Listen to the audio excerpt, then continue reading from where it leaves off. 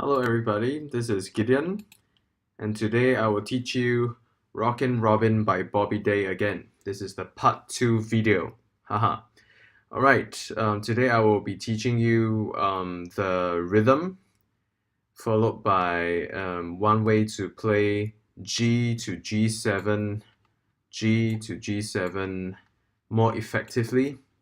It may not necessarily be more easily, but I would say more effectively. Um, yeah, just a change of the fingering, which may be more difficult for some, but I would say it's definitely a lot more effective playing these two open position chords from G changing to G7. All right, first I would be teaching you the rhythm. You notice in the video that I did at the end of the last lesson, I had been doing actually this rhythm. Down, down, up, down, up, down, down, up, down, up, down, down, up, down, up. Right? So the first down strum would be the longest beat here. That's a crotchet. So you count 1 and 2 and the 3 is a rest. So it makes perfect sense for you to have up here because you need time for your hand to go downwards before it comes up again on the end here, right? So 3 would be a rest that you wouldn't be strumming anything, and then immediately when your hand comes up again, your right hand comes up again, it's an up strum and then down up. So if I were to vocalize this the classical rhythm counting way, I would count as ta ti ti ti ti ti ta ti ti ti ti ti ta ti ti ti ti ti, like that, right? So yep, you can actually try clapping it first, like down, down, up, down, up. Ta ti ti ti ti ti ta ti ti ti ti ti, like that. If you can clap it, you can play it, right? So, and you might also have noticed in my video, the playing video, towards the end of the last lesson,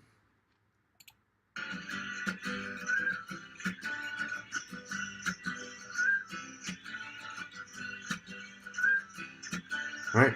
Down, down, up, down, up, right? Like down, down, up, down, up, down, down, up, down, up, down, down, up, down, up, down, down, up, down, up. Right, you saw on the second count, I did a tick, tick muting sound, right? Okay, that's actually just on the second beat, right? On the 2, in that downward movement, in that downward strum, I simply use my palm. To mute the strings, causing that muting chick chick chick effect. Yeah. Well, actually, if you are not confident enough to do this muting on the second beat, at first it's fine. You can try doing it really slowly first, or in fact, you can just do down, down, up, down, up without the muting on the second beat. It will sound pretty good as well. Yeah. So that's really up to you whether you want to do the muting sound on the second beat or not. I would say for the start, maybe you can just practice down, down, up, down, up without the muting until you're really good at it and you can keep up with the tempo as well.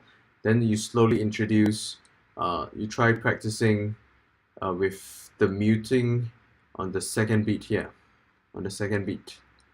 right?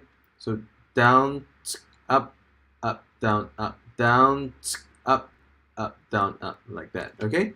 And then you can, of course, always start practicing slowly first and then try increase the speed on the metronome until you can reach 172 beats per minute.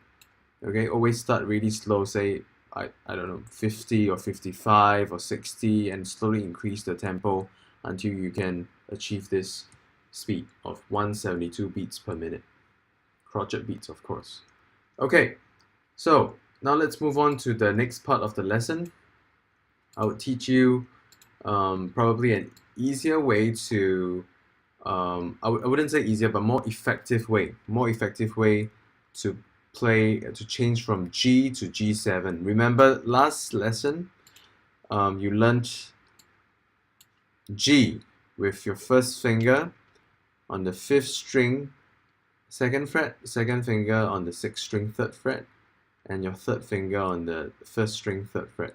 Well, I would say this is the standard way to play G, and it might be a lot more easy to play it like that because these 3 fingers are obviously longer, yeah? Not necessarily stronger, but longer. So it's easier to stretch like that. But today, I'm gonna show you the other way to play your G chord. That's using your 2nd finger on the 5th string, 2nd fret, your 3rd finger, your 3rd finger on the 6th string, 3rd fret, and then your 4th finger, which is your pinky finger, on the 1st string, 3rd fret. Alright, you will notice if you were to play G in this way, it might be a little more difficult to stretch at first because you use your 2nd finger and your 3rd finger and your 4th finger, which is probably more difficult to stretch compared to 1st, 2nd, and 3rd fingers, yeah? Right? But it will be a lot more easy for you to change to G7 chord from this fingering, isn't it? Take a look carefully. Right? Take a look carefully. I'll put these 2 chords side by side, right? Take a look carefully. If you play G with your 2nd finger, your 3rd finger, and your 4th string finger here, you will only need to have your 1st finger here on the 1st string, 1st fret, right? And letting go of the 4th finger on the 1st string, 3rd fret, immediately it would already become the G7 chord, isn't it?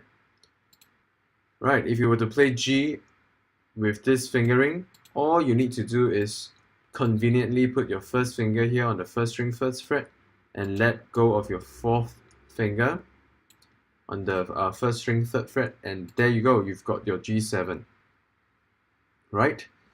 So yes, I would encourage you to play it like that. If you would like to play it more effectively, to change between these 2 chords at a much much tighter method, I would say. It will be more effective to change from G to G7 like that very quickly. Okay, yes, I shall show you a photo of my hand on my guitar. It should look like that actually. It should look like that, you see? With my 2nd finger on the 5th string, 3rd fret, 2nd fret, and then my 3rd finger on the 6th string, 3rd fret, and finally my pinky finger, my 4th finger on the 1st string, 3rd fret. That's G. And when I choose to let go of this finger here, immediately it becomes the G7 chord with my 1st finger here on the 1st string, 1st fret. Cool, right? And then immediately if you were to put back this 4th finger on the 1st string, 3rd fret, it becomes the G chord again. So you can alternate between G and G7 very effectively, very quickly. Alright, cool. So right now I'm gonna go through with you the sequence of the entire song real quick. Let's start first on verse 1. You actually play 7 bars of G. That means it will be down, down, up, up, down, up. So one full bar would actually be 1 and 2 and 3 and 4 and down, down, up, up, down, up. That's one full bar. Okay, after you finish the 4 that's one full bar. So you will actually be playing 7 bars of down, down, up, down, up. On the 7th, after the 7th bar, on the 8th bar, you would change to G7. Alright? And that's the end of your verse 1. You would go into chorus 1, where you'll be playing 2 bars of C, down, down, up, and then change quickly to another 2 bars of G here on the second line of the chorus. And take note, when you change to D, it's only, well, go Rockin' Robin, it's only one bar of D. That means only one bar of down, down, up, down, up, before you change to one bar of C, down, down, up, down, up, and then one bar of G, followed by one bar of D, and that's the end of your first chorus. Okay, so when you move on to the second chorus, the same, right? You will be playing 7 bars of G, down, down, up, down, up, and on the 8th bar you change to G7. Easy, right? Okay, let's move on to the second chorus. The second chorus is actually exactly the same as the first chorus. 2 bars of C, 2 bars of G, down, down, up, down, up. Only 1 bar of D, 1 bar of C, and 1 bar of G here, and then 1 bar G7. Okay, for those of you who have been in my Chingay 2018 performance contingent, remember I would just require you to play 1 bar of G followed by another bar of G instead of G7. So that would be 2 bars of G altogether. Very easy. And yeah, we will be skipping the instrumental part. Yeah? We'll be skipping the instrumental part and we will go to stanza 3, okay, which is the next part of the song. We will start here with C, 2 bars of C, down, down, up, followed by 2 bars of G, and then 2 bars of C again. And okay, the important thing to take note here would be the D chord. It's 2 bars of D that you have to count as well, but you will only play 1 down strum. He popped and out popped the buzzard and the Oreo at the bopped and out bopped at the word bopped, B-O-P-P-E-D. You will only actually do 1 down strum on D, right? But in your heart, you still have to count 1, 2, 3, 4 twice for 2 bars. Is that clear? All right. Well, if you can't count 1, 2, 3, 4 consistently, then you can still count in your heart down, down, up, down, up. How about that? Whichever way works for you. But just remember, although you only do 1 down strum, you count 2 bars still. Okay, let me play the video just to show you.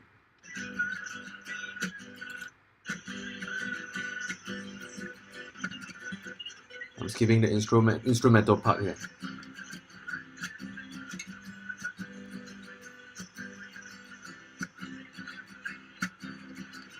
Two, three, four, 2, 2, 3, 4. You saw it? Yeah? So yeah, it was only 1 down strum on D. That was the demonstration. Only 1 down strum on D. However, you have to count 2 bars still. Okay? So, alright, let's move on to verse 4. Exactly the same like verse 1. You play 7 bars of G, followed by G7 on the 8th bar. Cool. Alright, let's move on to the final part. Okay, the final part, I mean, not really the final part, I mean, the chorus, the third chorus, you'll be playing the same 2 bars of C, followed by 2 bars of G, 1 bar of D, 1 bar on C, and then 1 bar of G, and then 1 bar of G7, okay? Finally, one more time, the Pretty Little Raven part again is exactly like stanza 3. 1 bar, 2 bars of C, 2 bars of G, 2 bars of C, and finally 1 down strum on D. However, you have to remember you have to count 2 bars. Alright, perfect. Let's move on to now really the last part of the song would be stanza 6, which is exactly the same as stanza 1.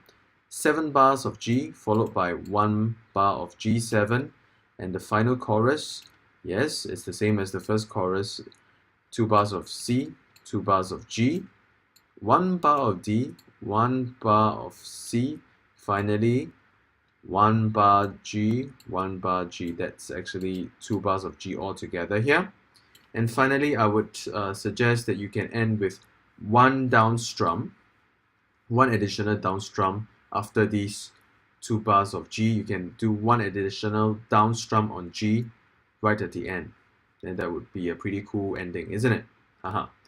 Alright, now moving on to the intro and the outro. They're actually exactly the same, right? The outro is exactly the same as the intro. Okay, the outro actually has for those of students of mine in the Chingay 2018 contingent, obviously they don't have to play the intro and outro, but yeah, I still teach everyone how to play in any case, right? So you might have guessed here it's exactly the same as the intro, which means, okay, let's take a look at the intro real quick. That will make probably slightly more sense to you. That means you've got 1 bar of G, down, down, up, down, up, followed by half bar of C and half bar of D. Okay, so how do you split between this half by half bar? Well, you can either do down, down, up on the first C and then down, down, up. That means the first part down, down, up on the first C and then up, down, up on the D, right? That might be probably the most logical way to split between the two chords. Actually, obviously, the first 1 and 2 end on C, right? Actually, on the third count, on the rest, you already changed your hand to D, obviously. Just that you only start strumming on the end of the 3, right? Up, down, up on the D. Okay, if this is too difficult for you for the intro and outro, my suggestion is if you want to do this at home by yourself, after you play 1 bar of down, down, up, down, up on G, on the C, you can just simply play 2 crochet beats. This kind of crochet beat. That means just 1 down strum, 2 down strums. Yeah, just this one crochet beat you times 2. So simply have 1, 2 down strum on C, and 3, 4, 2 down strums on D. That's probably the easiest way to do it. All right. Okay, so yep, the next line is exactly the same. The third line is exactly the same as well. And finally, tweet, tweet, tweet. It's actually 2 bars of G, right? Yep, 2 bars of G. So, yep. The next Rockin' Robin video that I would be doing for you would most probably just be a studio recording version of my own arrangement that obviously will have much better sound quality of everything, of the backing track and the guitar strumming as well, right? So you would have you would hear the better sound of my guitar, the Jerubbaal JD30W, and definitely in the new arrangement, the guitar strumming accompaniment will be a lot tighter, yeah, because yeah, it's a proper studio recording. All right, so in the meantime, you just have to practice more, and yep, you have to bear with this slightly lower sound quality recording at the end of this video one more time. Haha. Till the next time. All right, bye bye.